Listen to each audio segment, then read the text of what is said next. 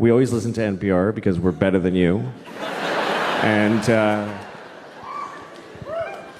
so we're listening to NPR at breakfast the other morning, and there's this one story where they kept using this phrase. They kept saying 9/11 deniers. They kept saying that. 9/11 deniers.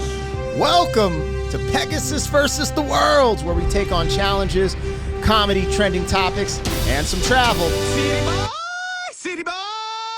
All right, we're back with some Louis C.K. Seeing what's good here. This one's titled Achilles' Heel. Now, I'm watching this on Mr. Lewis's channel. I'd show him some love, man. The way he edits these, the last couple reactions haven't got copyright claim, which is super cool and super dope for reaction channels. You know what I mean? Because copyrights are the devil on YouTube for us reaction channels. If you didn't know, now you know. But let's not trip. Let's see what Louis C.K. is talking about here. This is a clip from a stand-up special. My reactions aren't a substitute for the original content, so make sure you go check some of this stuff out independently of my reaction. You can buy tickets to Louis C.K. shows, all that good stuff. Well, let's see what he's talking about, man. Well, starting off with NPR, I'm like, bruh, I never F with NPR, but whatever. Let's see what we got. If you want to support, like, share, comment, subscribe. I'm going to link my other channels in the description. You can support the humble hustle. Let's NPR. We always listen to NPR because we're better than you. And so we're listening to NPR at breakfast the other morning, and there's this one story where they kept using this phrase. They kept saying 9/11 deniers. They kept saying that. 9/11 deniers.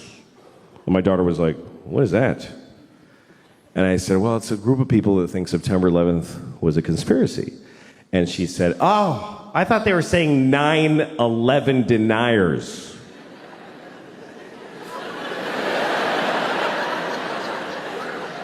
Yeah, she thought they meant 9 people who just ain't buying this 11 bullshit. Yo, at first I was like, is that what he's saying? I thought that's what he meant, but I was like, that's actually a wild take. Just a small fringe group, really. There's only 9 of them.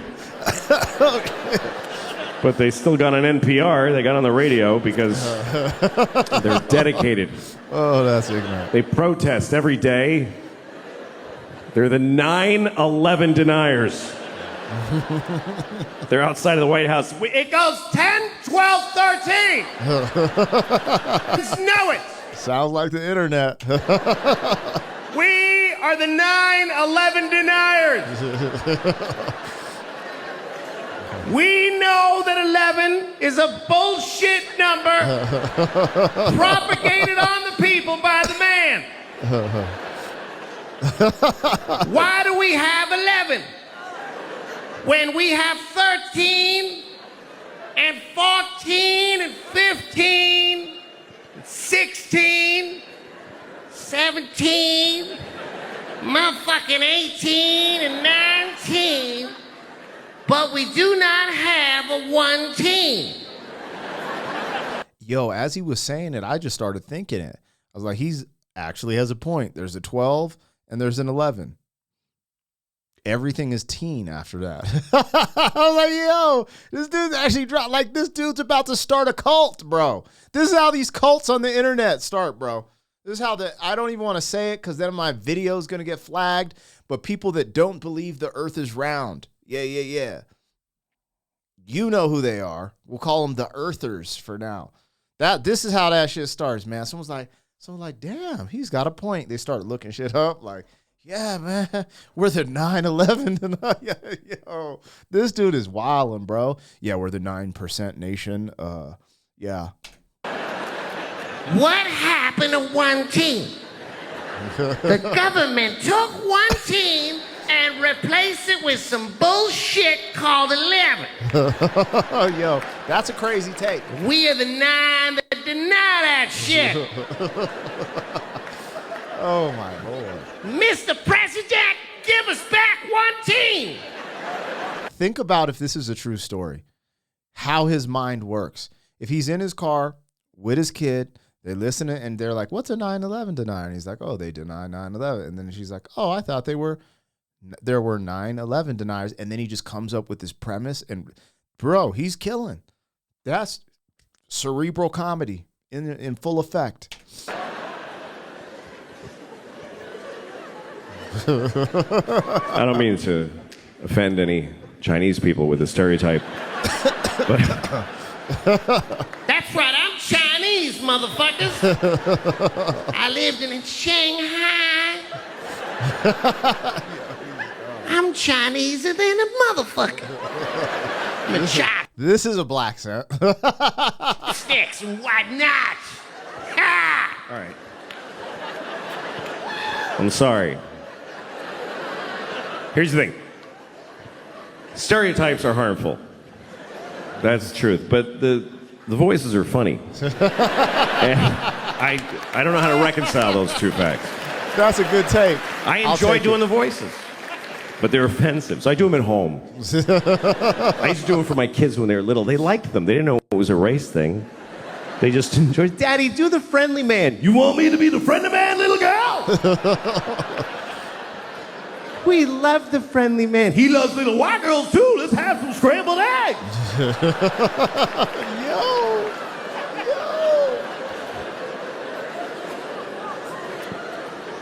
And then I grew up and I was like, don't talk about the friendly man. Maybe don't talk to your teachers about the... This is snap, bro. My kids go to public school in New York City, and all right, send your kids there then. Teach them that's what life is like. The teachers amaze me because I don't know. This is the worst. Here's the worst thing about this country to me is that there's no more noble profession than to be a public school teacher. It's easily. Please don't. You're not gonna like it. You're not gonna like where it's going. I don't recommend clapping at any things. You'll regret it at the end of the thing. Hell no. In a democracy, there's no more noble contribution you can make than to teach in a public school. And in this country, the people that do that, they're fucking losers. They're just rock bottom fucking losers.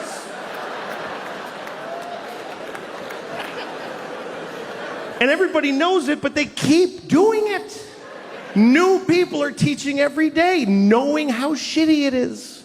They show up, they tell them ahead of time, hi, what is this job? And they say, okay, here's what we need you to do. We need you to make children know math. Wow. Do they want to know math? No, they don't want to know it. You need to make them know it against their will while they're exploding sexually and Who are these children? Just whatever kids live near the building.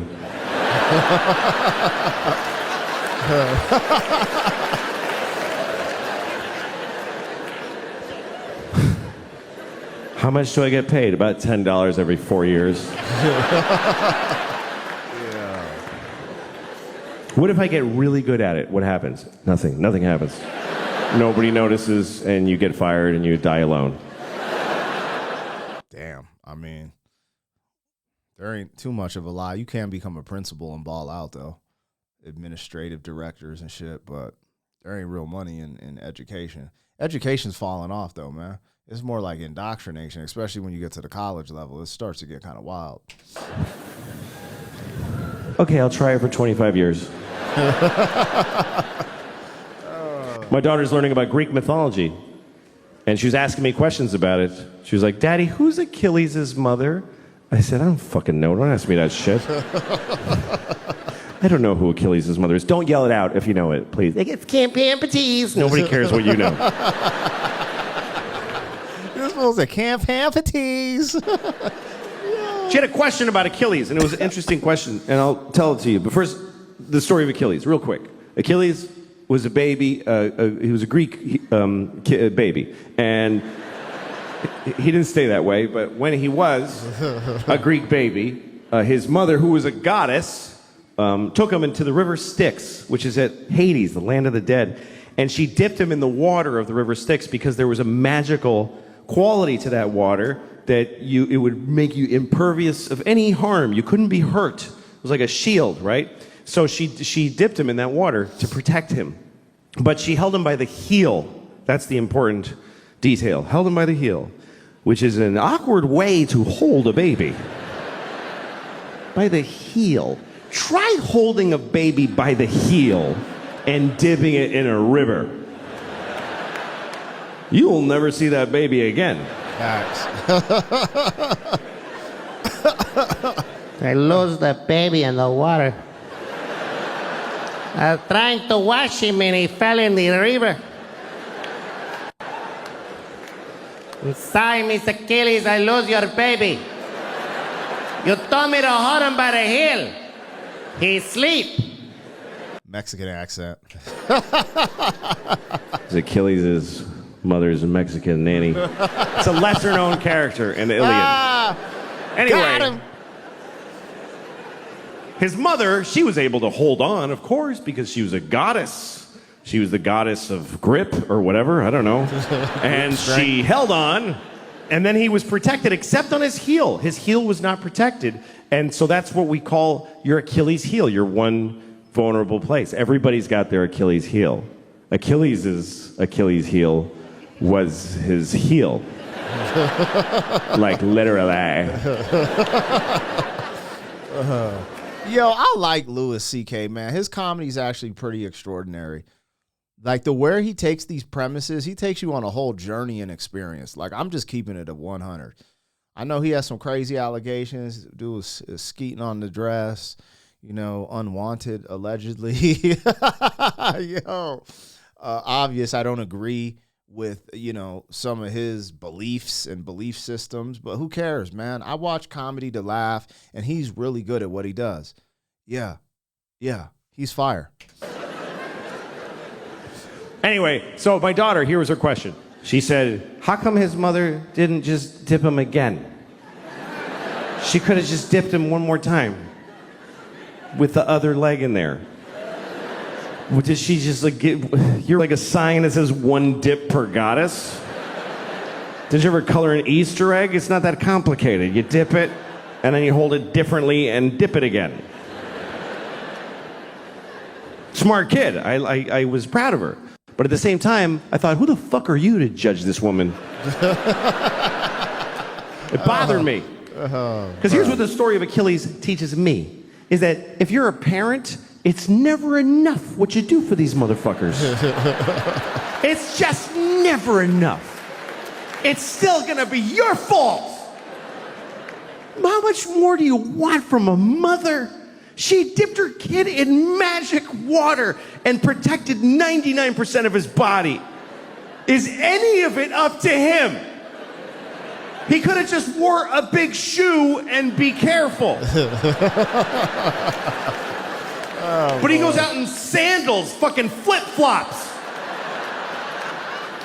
and a sword and fights the whole planet. I'm Achilles because my mother dipped me. Finally, somebody got him in the heel, and he's like, Mom! Thanks a lot, Mom! Bro, his premises are freaking insane. I don't know if y'all been showing up for these reactions like that, but I like it, man. I probably do a couple more. And I want to shout this channel out again. I think it's Mr. Lewis. Let's look. Yeah, Mr. Lewis, man. I don't know what he's on, but the shit that I've reacted to so far is not copyright claimed, and that's freaking amazing, bro. Good looking out, player. Good looking out, player. Let's get this bread together. Together, my man. Anyways, that was Louis C.K. Live comedy special, Achilles heel. Now, this was just a clip, so even when I say this copyright shit, it's crazy because you're covered under fair use when you're using clips. Like, this is not the full stand-up shit, you know what I mean? And you're doing commentary analysis. In America, you're covered by fair use. Damn, why they be tripping, cuz? Anyways, that was dope. Shout out to Louis C.K. Let me know what y'all think. City boy, city boy.